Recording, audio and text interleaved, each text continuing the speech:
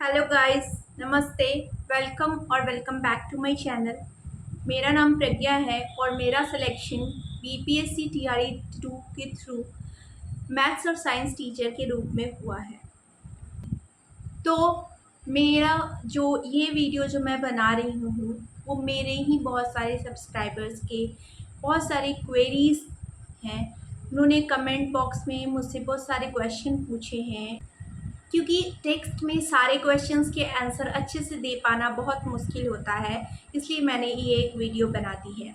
और भी बहुत सारे क्वेश्चंस हैं जिनके लिए मैं पर्सनली वीडियो बनाऊंगी, सेपरेट वीडियो बनाऊंगी। जैसे कि हिंदी वाले हिंदी की स्ट्रेटजी के लिए एक था, एक 9-10 की मैथ की स्ट्रेटजी वीडियो के लिए था, 9-10 साइंस की स्ट्रेटजी वीडियो के लिए था, एक था कि 6 to 8 का जो है एक मतलब मैं टाइम टेबल दूँ, ताकि टाइम टेबल दूँ इन द सेंस कि उनका कहना था कि उनको एक ऐसी टाइम टेबल वीडियो चाहिए, ऐसी एक स्ट्रैटेजी वीडियो चाहिए जिसमें लिमिटेड टाइम पीरियड में वो एक सिलेबस को ख़त्म कर सके। वो भी मैं बनाऊंगी। मैं सारे सब्सक्राइबर के क्वेश्चन का आंसर करूंगी, सबके लिए वीडियो बनाऊंगी। बस थोड़े से पेशेंस बना के रखिए, क्योंकि आप भी समझ सकते होंगे कि मुझे भी थोड़ी टाइम की किल्लत हो जाती है। मतलब स्कूल जाना होता है, थोड़े वर्क करने होते हैं, इसीलिए। और कोई भी वीडियो मैं ऐसे नहीं दे सकती, थोड़ा रिसर्च करना होगा और कुछ की पॉइंट्स को नोट डाउन करना होगा, तब जाके मैं वीडियो आपको दे पाऊँगी। सो अभी सबसे पहले मैं बात कर लेती हूँ, जो एक क्वेरी था कि मैं कौन सी बुक पढूँ, जो कि ये है मेरे पास। मैंने अभी ये दोनों बुक मैंने पढ़ा है, तो मुझे पता है। एक बुक है ये हमारी जो किरण की है, बीपीएससी टीआरई 2 के लिए मैंने लिया था। 9-10 की एनसीईआरटी एससीईआरटी गेस्ट बुक है। और एक बुक है एनसीईआरटी सार संग्रह। ये मैं फ्रंट कैमरा यूज़ कर रही हूँ, इसलिए ये आपको लैटरल इमेज दे रहा है, बट आप समझ पा रहे होंगे, ये दोनों बुक को देख पा रहे होंगे। तो इस दोनों में क्वेरी थी कि इन दोनों में से कौन सा बुक आप पढ़ें, कौन सी बुक अच्छी है, कौन सी बुक मतलब कौन दोनों में से कौन सा एक पढ़ सकते हैं। एनसीईआरटी सार संग्रह पढ़ेंगे तो चलेगा या वो पढ़ेंगे तो चलेगा। तो मैं बात कर लेती हूँ कि अगर आप 6 to 8 साइंस की बात कर रहे हैं, यानी कि मेन सब्जेक्ट साइंस की बात कर रहे हैं, विच इज़ ऑफ 40 मार्क्स, तो उसके लिए this one is not only enough. अगर आपका जो है वो बेसिक बहुत अच्छा है, दैट मीन्स कि मैंने जो पहले बताया है वो आपको आता है, दैट मीन्स कि आपने 12th तक काफ़ी अच्छे से पढ़ाई कर रखी है। मेरा तो ऐसा था, क्योंकि मैंने 10th किया और 10th मैंने बिहार बोर्ड से ही किया था। मैं अगर आप चाहेंगे तो मैं अपने बारे में भी एक वीडियो लेके आऊँगी। तो और 12th जो था वो मैंने मैथ्स और बायो दोनों ले रखा था, बिकॉज़ मुझे करना था नीट। और नीट एस्पिरेंट से मैं एक टीचर बन चुकी हूँ, तो उस टाइम मैंने साइंस बहुत अच्छे से पढ़ा था और मैथ्स में भी मुझे इंटरेस्ट था। 10th तक मैंने अच्छे से पढ़ा था। फिर उसके बाद मैं एक प्राइवेट ट्यूटर में भी आ गई थी, तो मतलब बच्चों को पढ़ाती थी। खुद से मैंने पहले से पढ़ रखा था, तो इसलिए मैंने ये लिया जस्ट एक समरी के लिए। और एनसीईआरटी सार संग्रह भी ले लिया क्योंकि उसकी रिव्यू अच्छी थी वस्तुनिष्ठ के लिए। तो आपको मैंने पहले भी सजेस्ट किया है, देखिए आप हवाई ऊपर ऊपर से चलेंगे तो नहीं होगा, क्योंकि आपको पता है कि बीपीएससी हमेशा अपने पैटर्न को चेंज करते रही है। अभी तक 3 एग्ज़ाम उन्होंने लिए हैं टीआरई के, और तीनों में आप अब तक समझ चुके होंगे कि कैसे पैटर्न। 6 to 8 का भी आप समझ चुके होंगे, क्योंकि उन्होंने 2 पेपर तो ले लिया है, यानी कि टीआरई 2 में लिया, टीआरई 3 में लिया। उसमें भी 3 पेपर आप मान सकते हैं कि एक दोबारा भी तो री एग्ज़ाम हुआ है। तो आपको खुद आइडिया लग चुका होगा कि आप ऊपर से पढ़ेंगे तो फिर बाद में तकलीफ आपको ही होगी। तो क्यों नहीं हम अभी से ही इन डेप्थ इस तरह से पढ़ाई करें जिससे हमारा जो वीक पोर्शन है वो स्ट्रॉन्ग हो जाए, या जो स्ट्रेंथ है, मतलब जो स्ट्रॉन्ग पोर्शन है वो मेरा स्ट्रेंथ बन जाए, है ना। तो अगर आपको साइंस के लिए, मतलब साइंस आपका अच्छा है, यानी कि आपने एसएन से पढ़ रखा है या फिर आपका बेसिक अच्छा है। बेसिक कैसे आप चेक कर सकते हैं अपने आप को, जैसे सपोज दैट कि आप नींबू खा रहे हैं, तो नींबू खा रहे हैं, तो मैं जस्ट एक एग्जांपल दे रही हूँ। नींबू खा रहे हैं तो नींबू क्या है, मतलब स्वाद में कैसा होता है, एसिडिक होता है। एसिड का पीएच क्या होता है, पीएच क्या होता है, पोटेंशियल ऑफ हाइड्रोजन होता है।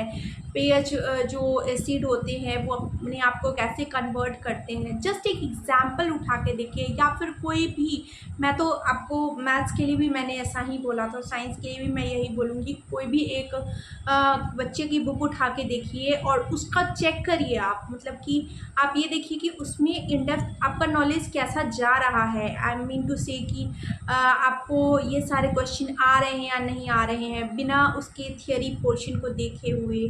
सिक्स की, कभी किसी की सिक्स की बुक लेके देखिए या सेवन की बुक लेके देखिए। या फिर आप सबसे अच्छा कर सकते हैं कि आप चाहेंगे तो मैं एक चैप्टर वाइज भी डिटेल्ड वीडियो लेके आऊँगी कि आपको, मतलब सिलेबस वीडियो लेके आऊँगी कि साइंस में टोटल कितने चैप्टर आपको पढ़ने हैं 6 to 8 के लिए, मैथ में आपको टोटल कितने चैप्टर पढ़ने हैं 6 to 8 के लिए या 9-10 के लिए। जैसा आप रिक्वेस्ट करेंगे मैं वैसा वीडियो लेके आऊँगी। बट अभी खुद के चेक करने की बात हो रही है, तो आप सबको पता है, हमें भी पता है, हम सब जानते हैं कि हमारा जो है वो हमसे अच्छा टीचर कोई नहीं होता, हमसे बड़ा एनालाइज़र कोई नहीं होता, हम खुद को एनालाइज़ बेस्ट कर सकते हैं। तो आपको क्या करना है कि आपको खुद को चेक करना है, मतलब देखना है कि आपका ये बेसिक स्ट्रॉन्ग है या नहीं। और जब आपका स्ट्रॉन्ग है दैट मीन्स कि आप इन तो आपको ज़्यादा कुछ करने की ज़रूरत नहीं है। ये एनसीईआरटी जो है इसको एक बार पढ़ लीजिए अच्छे से, क्योंकि इसमें क्या है ना कि हर चैप्टर का एक समरी वाइज दिया हुआ है। जैसे सपोज दैट कि अभी ही मेरा, मतलब मैंने कौन सा बुक को चैप्टर खोल दिया, श्वसन यानी कि रेस्पिरेशन, 10th क्लास का ये चैप्टर है। तो मैं बच्चों को पढ़ाती थी इसलिए मुझे आइडिया है। तो श्वसन की ही हम बात कर लेते हैं। तो श्वसन क्या है, रेस्पिरेशन क्या है, कैसा प्रोसेस है। अब हम सांस लेना, सांस छोड़ने को रेस्पिरेशन नहीं बोल सकते हैं। खाना से जो सेल से टूट के एनर्जी मिलता है उसको रेस्पिरेशन कहते हैं। अब ऑक्सीजन है, ऑक्सीजन को कैरी कौन करता है, ब्लड का कंपोनेंट करता है। ब्लड में हीमोग्लोबिन में एक कंपोनेंट होता है दैट इज फेरम, वो ऑक्सीजन के साथ बाइंड हो जाता है और वही ऑक्सीजन को हर सेल तक पहुंच जाता है। ब्लड की कमी से कौन सा रोग हो सकता है, जब, मतलब आप खुद को रिलेट, मतलब कोई भी एक टॉपिक को रिलेट करके पढ़ेंगे। तो यहाँ पे जैसे श्वसन है, श्वसन में है तो इसमें टाइप्स ऑफ श्वसन आपको यहाँ दिया हुआ है। और इसमें मैं आपको एक देख के बता दे रही हूँ कि हाँ, इसमें हर एक की पॉइंट दिया हुआ है। इस जो श्वसन हो रहा है यानी कि रेस्पिरेशन प्रोसेस में कि एनर्जी जो रिलीज़ होती है वो अगर यूज़ ना हो तो किस फॉर्म में स्टोर्ड हो जाती है, ये जो रिलीज़ होती है वो कहाँ पे होती है, एक ऑक्सीजन के प्रेजेंस में होती है, ऑक्सीजन के एब्सेंस में होती है। तो आप जब गेस्ट पढ़ेंगे ना, 2-3 बार पढ़ लेंगे तो आपका क्या होगा, आपका अगर पहले भी अच्छे से आपने पढ़ रखा होगा, अभी याद नहीं है तो कोई बात नहीं, आप गेस्ट पढ़ेंगे ना 6 to 8, 9, 10 का ले लेंगे बुक और उसके बाद उस गेस्ट को पढ़ेंगे, 2-3 बार पढ़िए, इंपॉर्टेंट पॉइंट को हाईलाइट करिए और उसके बाद क्वेश्चन बना लेंगे लूसेंट से, या फिर ऐसे क्वेश्चन प्रैक्टिस कर लेंगे बीपीएससी प्रीवियस ईयर क्वेश्चन, तो आपका अच्छा हो जाएगा। तब आपको साइंस के लिए सोचना नहीं पड़ेगा, है ना। तो आपको इस तरह से करना है। एनसीईआरटी सार संग्रह में ज़्यादा कुछ है नहीं, मतलब 10-15 पन्ने के पेज के हैं, पन्ने के हैं। तो आपको उसको भी 2-3 बार देख लेंगे तो आपका साइंस एकदम अपना हो जाएगा, फिर आपको उसके लिए सोचना नहीं पड़ेगा। तो बेटर है, मैं यही कहूँगी कि अगर आपका मेन पेपर साइंस है तो आप ये दोनों पढ़िए, आपके लिए अच्छा रहेगा। और अभी तो मैं यही मान के चल रही हूँ कि हम इन बातों पे भरोसा करके नहीं रह सकते हैं कि इसको तुक्का मार दोगे तो चल जाएगा, इसका ये ऐसे कर दोगे तो चल जाएगा, उतना करने की ज़रूरत नहीं है। 2-3 क्वेश्चन तो लोग ऐसे ही बना लेते हैं। अब हम हवा-हवाई में नहीं रह सकते हैं, this is for reality check my dear. तो आप इस दोनों के लिए, मैं कितना भी चाहूँ शॉर्ट करने का तो वीडियो थोड़ा लंबा हो जाता है, लेकिन बट मैं चाहती हूँ कि एक आपको डिटेल्ड डिस्कस करके बता सकूँ ताकि आप मेरी बातों को रिलेट कर पाएँ, समझ पाएँ, इसीलिए।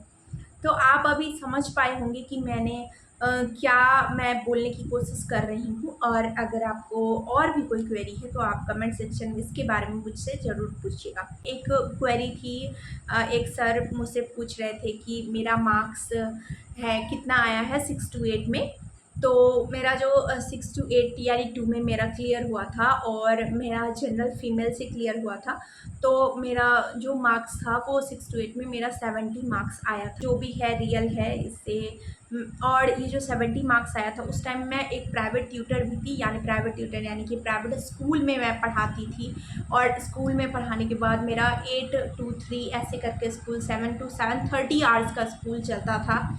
और उसके बाद आने जाने का आप समय काउंट कर ही सकते हैं, आधा घंटा 1 घंटा, मतलब जाने में आधे घंटा। और फिर जाने के टाइम में मेरे पापा मोस्टली मुझे छोड़ दिया करते थे, ऑलमोस्ट मेरे पापा ही छोड़ते थे। शायद ही कभी इमरजेंसी हो जाए तो मैं ऐसे ही मतलब ऑटो से जाया करती थी, वरना मेरे पापा छोड़ देते थे तो मेरा समय वहाँ पे थोड़ा बच जाता था। और फिर रिटर्निंग टाइम में मुझे खुद आना पड़ता था, तो उसके लिए 30 टू 40 मिनट्स आप उसके लिए रख लीजिए। तो लगभग मेरा 8 टू 10 आवर्स स्कूल में जाता था। लेकिन फिर भी उसके साथ मैंने अपने आप को मैंने प्रिपेयर किया है और मैं निकाल ली हूँ। तो मैं ये भी नहीं कह रही कि मैंने बहुत बड़ा तीर मार दिया है। मतलब मैं एक बात बोल रही हूँ कि कंसिस्टेंटली इंसान कोई भी अगर चाहे तो वो कुछ भी कर सकता है। एक और चीज़ मैं कहना चाहूँगी एट लास्ट, कि अगर आपने पहले एग्ज़ाम आप दे चुके हैं TRE 2 और TRE 3 और उन सब में आपका सिलेक्शन नहीं हुआ है, किन किन चीज़ों से आप चूक कर रहे हैं, आप जो भी है आप मुझे बताएंगे तो मैं आपको हर चीज़ के लिए वीडियो लेके आऊँगी, हर चीज़ के क्वेरी को डिस्कस करूँगी। तो TRE 2 TRE 3 में नहीं हुआ है तो TRE 4 के लिए अगर आप चाहते हैं सिलेक्शन लेना, तो आपको क्या करना होगा, थोड़ा भीड़ से हट के चलना होगा। यानी कि आपको ये वेट नहीं करना है कि पता नहीं गवर्नमेंट TRE 3 का रिज़ल्ट तो दी नहीं है, जब TRE 3 का रिज़ल्ट नहीं आया तो TRE 4 का नोटिफिकेशन कब आएगा। उन्होंने कैलेंडर जारी किया, उसमें से TRE 4 तो गायब है। बट उसमें से जो भीड़ से अलग लोग होते हैं वो क्या कर रहे होते हैं, वो अभी से ही अपना प्रिपरेशन स्टार्ट कर दिए होंगे। तो आपके लिए बेटर है कि आप अभी से ही अपनी तैयारी को शुरू कर दीजिए, उस भीड़ का हिस्सा मत बनिए। क्योंकि मैं अपने एक्सपीरियंस से ही बता रही हूँ, आपने जैसा देखा कि मेरे पास टाइम का किल्लत था। तो एक एक सेकेंड, एक एक मिनट की आप अगर समझेंगे कि ये समय कितना कीमती है, कितना प्रीशियस है, how much precious it is, तो आपके लिए बेटर रहेगा। और आप अपने समय को यूज़ करते हुए चलिए और अभी से ही थोड़ा थोड़ा करके पढ़ना शुरू कर दीजिए। तो बोलते नहीं हैं बूंद बूंद से ही सागर भरता है, तो आप अभी से ही मेहनत करना शुरू करेंगे तो आप ज़रूर से ज़रूर सक्सेसफुल बनेंगे। So please start your study from now, भीड़ से हट कर चलिए and I am sure that you will be selected. और ऐसा कोई नहीं है जो सिलेक्शन लेता है वो थोड़ा अलग होता है, यूनिक होता है, नहीं। बस वो सिर्फ और सिर्फ कंसिस्टेंट होता है अपने साथ, अपने स्टडीज़ को लेके सीरियस होता है, अपने गोल को लेके। तो बस आपको भी अपने गोल को लेके सीरियस हो जाना है और अपने स्टडीज़ को कंटिन्यू रखना है। Happy studies, all the best for your future exam, and thank you so much for watching, thank you so much for giving me so much love, and thank you so much for asking all the questions, all the queries. I love to hear that. And video अच्छी लगे तो please like it, share it among all your friends and subscribe to my channel. और comment करिएगा अगर आपको कोई भी और वीडियो चाहिए तो। Thank you so much and welcome back again, फिर से मिलिएगा हमसे। टिल देन, अब मैं अगले वीडियो में मिलूँगी। Till then take care, bye bye and bye.